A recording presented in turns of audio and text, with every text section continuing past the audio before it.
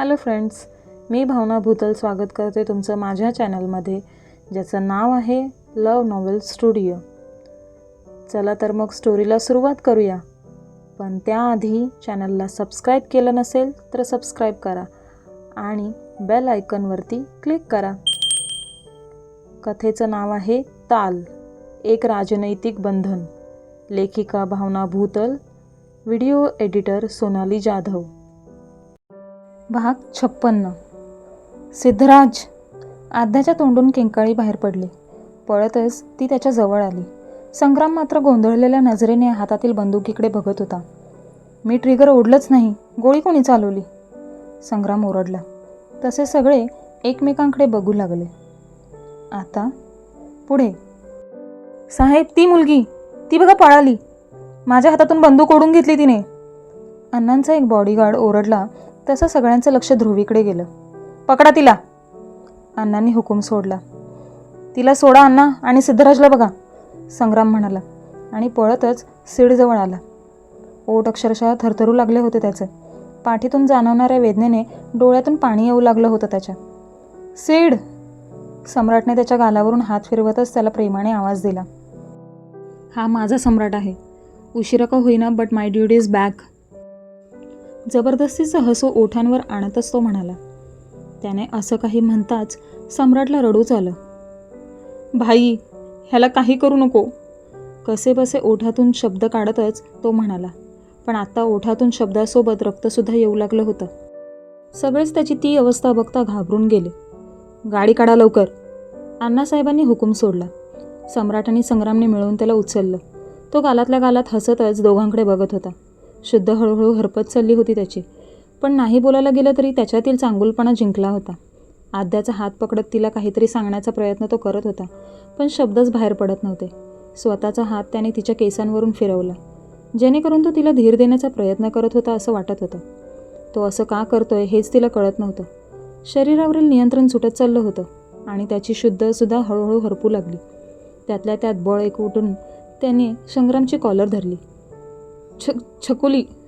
शेवटचा तो शब्द संग्रामने त्याच्या तोंडून ऐकला आणि सीडने डोळे मिटले. पण संग्रामने हार नाही मांडली. सीड. आद्याने त्याला आवाज दिला. गाडीत येऊन बसेपर्यंत आद्याचे त्याला आवाज देत रडणं सुरू होतं. ड्रायव्हरची कॉलर धरत संग्रामने त्याला ओढतच बाहेर काढलं. स्वतः गाडी चालवायला घेतली. जमेल तितक्या वेगाने त्याने गाडी हॉस्पिटलच्या दिशेने घेतली. सीड, शुद्धीवर ये. सम्राट जोरजोरात त्याच्या गालावर हात मारत त्याला शुद्धीवर आणण्याचा प्रयत्न करत होता. पण सीड डोळे काही उघडत नव्हता. श्वास घेण्यासाठी त्याची वर उडणारी छाती हळूहळू मंद होत चालली होती. सीडची अवस्था बघून आद्याने तर आता मौनव्रत पाळले. एकटक सीडच्या चेहऱ्याकडे ती बघत होती. डोळ्यांची पापणी तिच्या लवतच नव्हती. गाडी हॉस्पिटलबाहेर येऊन पोहोचली. सम्राट आणि संग्रामने मिळून त्याला एका स्ट्रेचरवर झोपवले. श्वास घेण्यासाठीचा त्याचा संघर्ष हळूहळू मंद होत चालला होता. आपल्या भोवतालचं संपूर्ण जग जागीच थांबले असं काहीसं संग्रामला भासलं. भाई नको ना, प्लीज, दुखतंय रे मला. विनवण्या करणारा लहानपणीचा सिद्धराज त्याच्या नजरेसमोर तरंगू लागला. काही वर्षापूर्वीसुद्धा त्याची अशीच अवस्था झालेली. सिद्धराजला असंच त्याच्या समोरून स्ट्रेचरवरून घेऊन जात होते. पण त्यावेळेस तो पुन्हा आपल्या दिसेल अशी खात्री होती. पण आज मात्र त्याचं मन काहीतरी वेगळंच सांगत होतं त्याला. रागातच स्वतःच्या डोक्यावर त्याने हात मारून घेतला. तळ हात कपाळावर आपटल्यावर एक आवाज त्या ठिकाणी घुमला. सगळ्यांनी संग्रामकडे पाहिले. कपाळावरच्या शिरा अगदी ताणल्या गेल्या होत्या. अण्णांचा हात त्याच्या खांद्यावर येऊन पडला. सगळं तुमच्यामुळे झालंय. तुम्हाला बोलवलं नसतं ना तर हे सगळं झालंच नसतं. त्यात आम्ही मूर्खपणा केला. त्याला यायचं नाही असं तो म्हणत असताना देखील नेहमीप्रमाणे त्याच्यावर अरेरावी करत त्याला आम्ही इथे घेऊन आलो, संग्राम म्हणाला. त्यालासुद्धा ह्या माणसासाठी स्वतःचा जीव धोक्यात घालायची काय गरज होती? अण्णांनी सम्राटवर रागभरी नजर फिरवतच विचारलं. सम्राटपर्यंत अण्णांचं बोलणं पोहोचलंच नव्हतं. तो एकटक आद्याला न्याहाळत बसला होता. संग्रामने हाताच्या शिरा आवळल्या आणि तो सम्राट समोर येऊन उभा राहिला.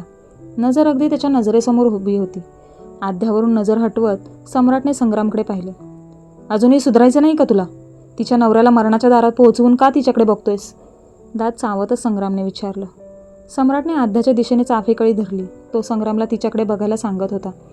संग्रामने मागे मान वळवली. भिंतीला डोकं टेकून होती ती. नजर कुठेतरी शून्यात हरवली होती तिची. पण सीडच्या रक्ताने माखलेलं तिचं कपाळ संग्रामसुद्धा बघतच राहिला. तिलासुद्धा सावरण्याची गरज होती. आद्या. म्हणत संग्रामने तिला आवाज दिला. आध्याने त्याच्या बोलण्यावर काहीच प्रतिक्रिया दिली नाही. संग्राम तिच्या बाजूला जाऊन बसला. आध्या, त्यांनी तिच्या गालावर हलकेच मारत तिला पुन्हा आवाज दिला. तसं घाबरतच ती उठून बसली. आणलं का त्यांना? काढली का गोळी? कुठे नेलं त्यांना? मला भेटायचं आहे. मला भेटायला देतील ना त्यांना? एकामागून एक प्रश्न तिने संग्रामला केले. तिच्या मनावर खूप मोठा घाव झाला होता. अजून कोणताही आघात सोसण्याची क्षमताच तिच्यात राहिली नाही हे तिची नजर संग्रामला बोलत होती. वेडी होण्याच्या मार्गीच होती ती, फक्त एक स्टेप खाली होती. संग्रामने तिचा हात पकडला आणि तिला आपल्यासोबत तो कुठेतरी घेऊन जाऊ लागला. सिद्धराज आले का शुद्धीवर? तिने त्याला प्रश्न केला. हो, त्याच्याकडेच नेतोय तुला, संग्राम म्हणाला. कुठे नेतोयस तिला? सम्राटने काळजीतच विचारलं. तू लांब राहा तिच्यापासून, म्हणत संग्रामने त्याला दूर लोटलं.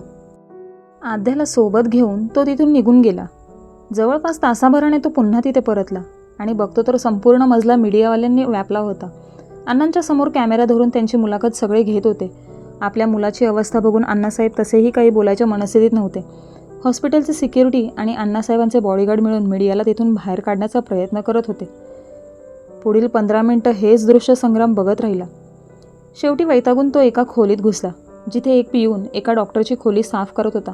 संग्रामच्या डोक्यात काहीतरी वेगळंच सुरू होतं. खिशातील बंदूक काढून त्याने पिऊनवर धरली. ऑपरेशन थिएटरमध्ये घुसायचं आहे आम्हाला. नाही हा शब्द आम्हाला आवडत नाही. हो बोलणाऱ्याला आम्ही त्याच्या लायकीप्रमाणे खुश करतो. समोर मरण दिसताच टेबल साफ करणाऱ्या पिऊनने आउंडाच गिळला. त्या खोलीतच एका हँगरवर टांगलेल्या युनिफॉर्मकडे त्याने पाहिले. एक नजर त्या युनिफॉर्मवरून फिरवत त्याने पुन्हा संग्रामकडे पाहिले. संग्रामने बंदूक त्याच्याकडे फेकली, जी झेलताना तो अर्ध्याहून खाली वाकला. हलकी दिसणारी बंदूक त्याच्या वजनापेक्षा थोडी जास्तच जड त्याला जाणवली. एवढा शातीर दिमाग असतानाही असली कामं का रे करतो तू? हे आमचं कार्ड घे, येऊन भेट आम्हाला, म्हणत संग्रामने त्याच्या हातावर कार्ड टेकवलं आणि ऑपरेशनवाला युनिफॉर्म त्याने घातला. आता रूममध्ये घेतील ना आम्हाला? संशय नाही ना येणार? संग्रामने विचारलं. 1 मिनटं, म्हणत पिऊनने टेबलवर असलेला मास्क काढून संग्रामच्या नाकावर चढवला. त्याचे केससुद्धा एका हिरव्या रंगाच्या स्कार्फने बांधले. हातात ग्लव्स चढवत त्याला एखाद्या सर्जनसारखं तयार केलं. आता घेतील ना? संग्रामने विचारलं. पिऊनने हो म्हणून मान डोलवली. आम्ही आलोच, म्हणत संग्राम तिथून जाऊ लागला. साहेब, ते पिऊनने पुन्हा त्याला आवाज देत थांबवलं. काय आहे? संग्रामने दम देतच विचारलं. बंदूक. त्याचा तो कडक आवाज ऐकताच पिऊनची बोबडीच वळली. घाबरतच त्याने विचारलं. ऑपरेशन थिएटरमधून आम्ही जेव्हा बाहेर येऊ तेव्हा ही गन आम्हाला दे. तुझं बक्षीस पण आम्ही तुला तेव्हाच देऊ. जर आमच्यासोबत जास्तच चलाकी केलीस तर नरक सुखाचा अनुभव घ्यायला तयार राहा. पिऊनला धमकावतच संग्राम ऑपरेशन थिएटरमध्ये शिरला. सगळेच डॉक्टर मिळून सीडच्या भोवती घोळका करून होते. बीप बीप, एक आवाज त्या खोलीत घुमत होता. सर, डॉक्टर गुप्तांसोबत काहीच कॉन्टॅक्ट होत नाही. दुसरे हार्ट सर्जन अवेलेबल नाही आहेत, एक लेडी डॉक्टर तिच्या सिनियरला बोलली. डॉक्टर गुप्ता ह्या क्षणी MG हॉस्पिटलमध्ये असतील. Contact MG hospital immediately. गोळी आपण काढली पण हार्ट एन्जॉय आहे. मुख्यमंत्रीचा मुलगा आहे. काही झालं तर हॉस्पिटल जाळून टाकतील. आपला जॉब जायची वेळ येईल, डॉक्टर म्हणाले. MG हॉस्पिटलमध्ये कॉन्टॅक्ट करण्याचा प्रयत्न करते मी, बट होत नाही आहे. संग्राम गडबडीतच पुन्हा बाहेर आला. एकतर मुंबईतील फारसं ज्ञान त्याला अवगत नव्हतं. जर आपण त्या डॉक्टरला आणायला गेलो तर सीडजवळ कोण थांबेल? आध्याची मानसिक स्थिती ठीक नाही हे बघून आध्याला पण त्याने ॲडमिट करून घेतलं होतं. एका कोपऱ्यात सगळ्यांपासून स्वतःला लपवून उभ्या असलेल्या सम्राटवर त्याचं लक्ष गेलं. तो गडबडीतच सम्राटसमोर येऊन उभा राहिला. सम्राटचा हात पकडत त्याने त्याला सगळ्यांपासून लांब आणलं. माझा भाऊ कसा आहे आणि तुम्ही मला असं ओढत कुठे घेऊन जात आहेत? एक डॉक्टर समजून सम्राट संग्रामला प्रश्न विचारू लागला. आजूबाजूला कोणी नाही हे बघून संग्रामने चेहऱ्यावरील मास्क खाली घेतलं. तू पागल बिगल झालाय काय? काय आहे हे? स्वतःला डॉक्टर पण समजायला लागला काय तू?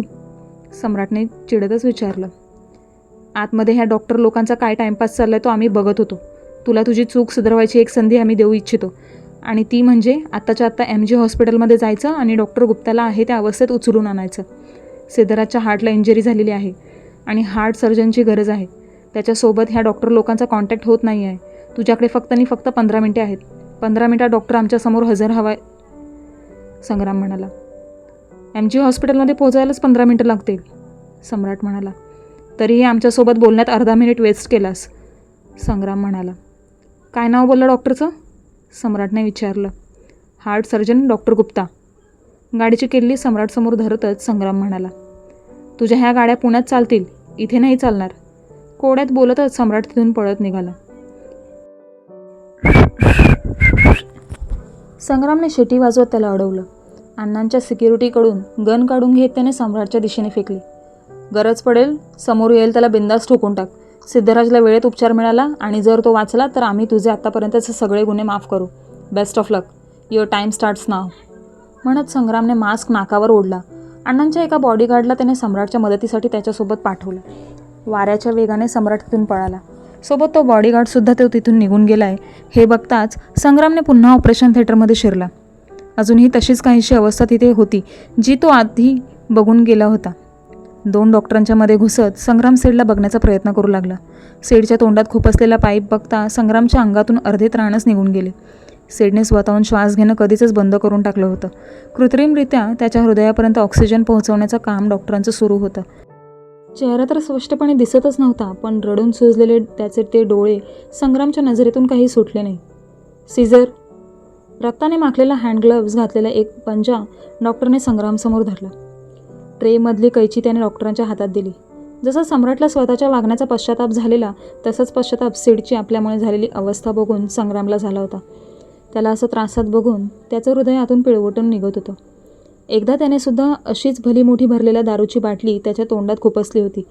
नरड्याखालून दारू जाताना श्वास घेण्यासाठी तडफडणारा सिद्धराज त्याच्या नजरेसमोर तरंगू लागला. उठसूट त्याचा गळा दाबून त्याला मरणाची भीती दाखवणं तर संग्रामची सवयच होती. त्याला दिलेल्या प्रत्येक त्रासाचा पश्चाताप संग्रामला होऊ लागला. काय गरज होती एवढी दानशूर व्हायची? तुझ्यावर तर कोणाचाच राग नव्हता ना? एवढं कसं कोणी महान बनू शकतं? तुझ्या बायको आणि मुलाला त्याने तुझ्यापासून लांब केलं. तू त्याचंच मरण स्वतःवर ओढवून घेतलं. तुझ्यातला मूर्खपणा बोलू की तुझ्यातली भोळेपणा?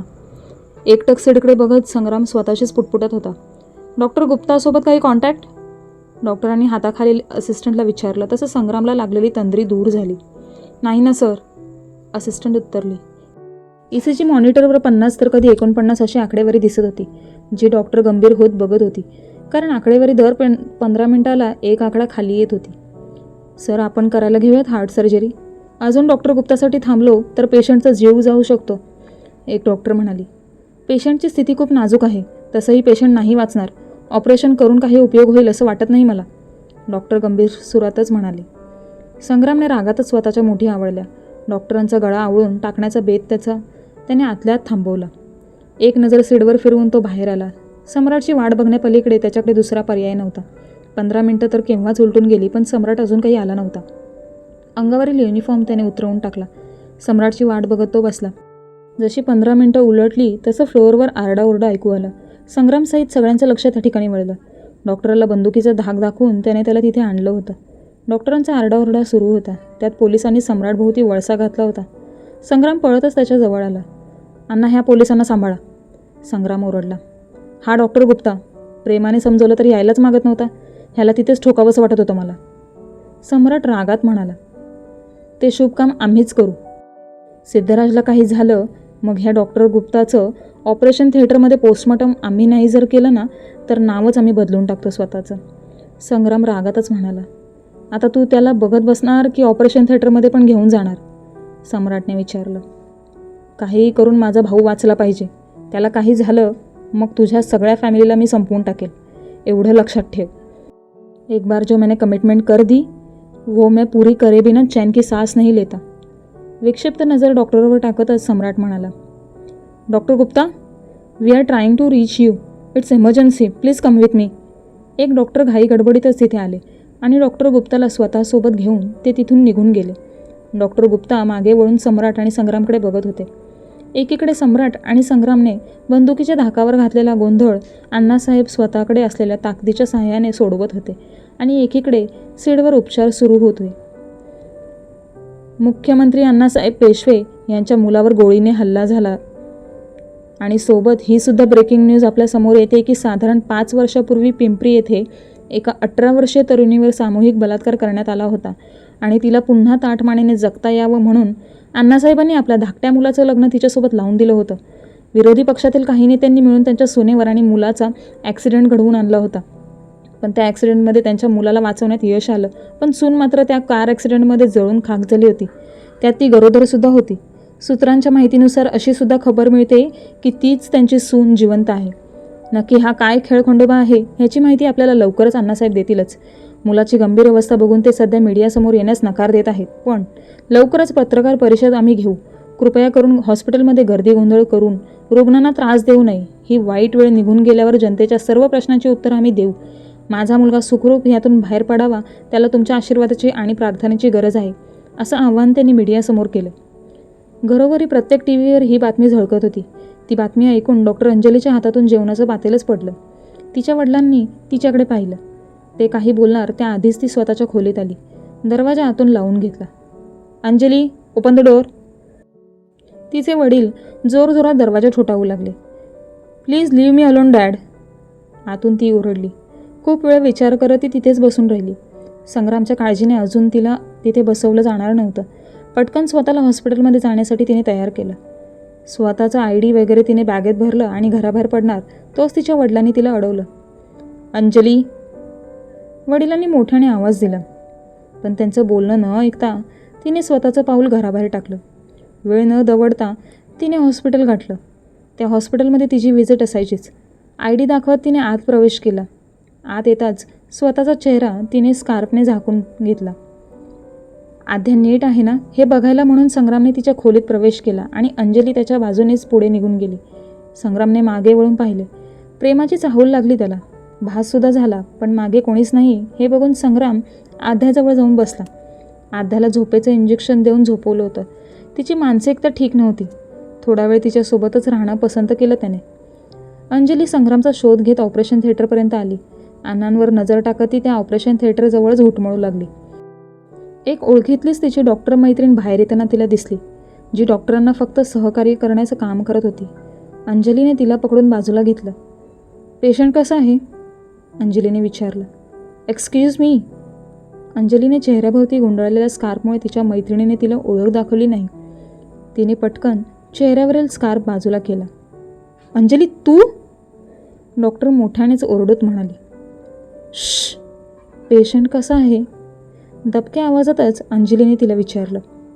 ऑपरेशन सुरू आहे पण वाचण्याचे काही चान्सेस नाही दिसत, डॉक्टर उत्तरली. लगेचच अंजलीच्या डोळ्यातून पाणी तरंगून आलं. तुला रडायला काय झालं? पेशंट तुझा कोणी लागतोय का? डॉक्टरने तिला प्रश्न केला.